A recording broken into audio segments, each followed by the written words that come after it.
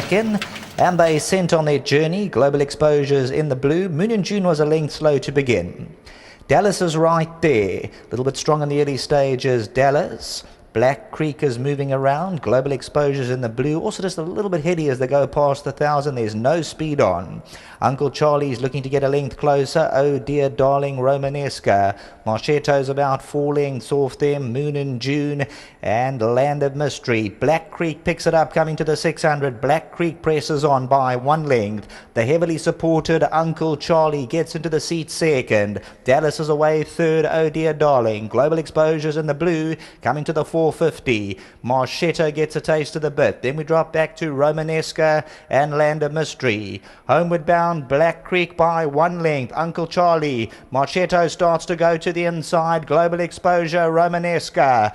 Uncle Charlie. Dallas is between them running on. Marchetto's there. The heavily supported Uncle Charlie. Marchetto's on the inside running a big race. Marchetto comes at Uncle Charlie. There's a ton of support on Uncle Charlie, but Marchetto's going to dash their hopes there. And Marchetto by a half. Uncle Charlie, Moon and June and Romanesca.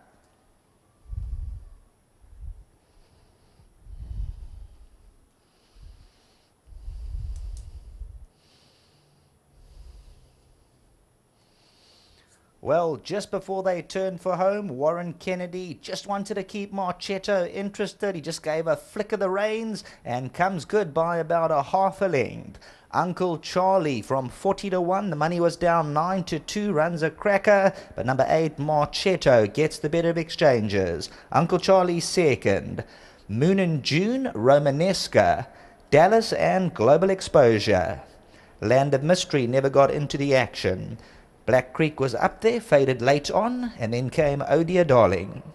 Marchetto just being kept interested. Hands and heels with a flick down the neck, 3 off the inside. Uncle Charlie's in the yellow silk, still green, head twisted sideways coming to the 150. And that allows Marchetto to get on top of things. Uncle Charlie's away second. Moon and June and Romanesca, but it's number 8, Marchetto, the Silvano, from the Gareth Van Zyl stable. Stonehill stud, the Rixers, back to the studio.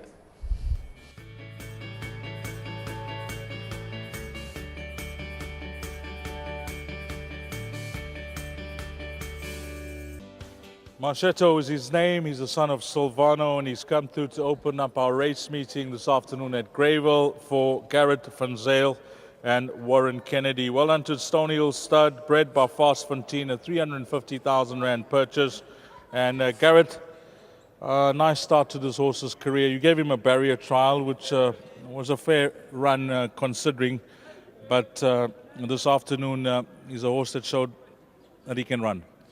Yeah, I'm so delighted. Firstly to Heinrich Rix, our Stonehill stud. Last year we were there in Paris. He treated us to a wonderful time, myself and other trainers and friends of his. And I came away with this horse, story for another day. However, that I was entrusted to take a horse like this home is an absolute honor and a privilege. And Heinrich, thank you. To the breeders, Fastfontein, stud, their families, when they've got the depth of family like this. My guiding star is in the second dam, master of my fate. Hashtag Yola is the sister here. It could be anything. He's slightly on the small side, but don't tell him that because he doesn't know it. He's a lion, this horse, and I'm really excited. You had to go and fetch that horse that was in front. At one stage, he looked like whether he's going to get there, whether he's not going to get there. Watching the monitor, it wasn't a sure thing, but Warren certainly got him to run where it mattered most. Warren can tell you more about how the horse finds for him, but when I saw him in a dogfight, he's not going to come second easily. The pace suited him, and when he goes the trip, we'll see the best of him. Anything else from your side, Gareth? I'm hoping for improvement in the next race for Graham. From a good draw, he can improve. What happened last time? He ultimately is going to look to be gelded in behind horses. He couldn't get a handy position, and he just didn't function behind horses with a kickback, and he's a thinker. So if we're able to get a good position with the blinkers today, and he doesn't think too much, he commits to the race, he can be competitive. Nice one. All the best with this fella. Thank you. Lovely. Let's get Warren Kennedy. Warren, floor is yours.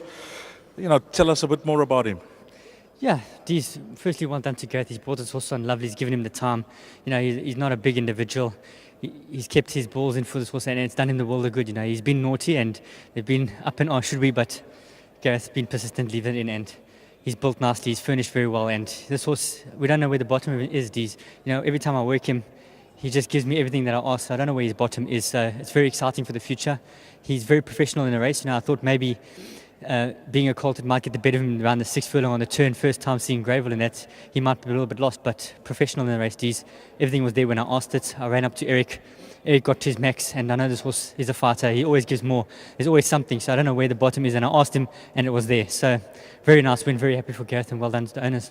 It can be deceiving on the eye from where we're watching, but it looked like you guys were going slow, and Eric took the initiative, which was an enterprising ride, and he was always the horse to catch, and your horse did just that. He showed a lot of heart.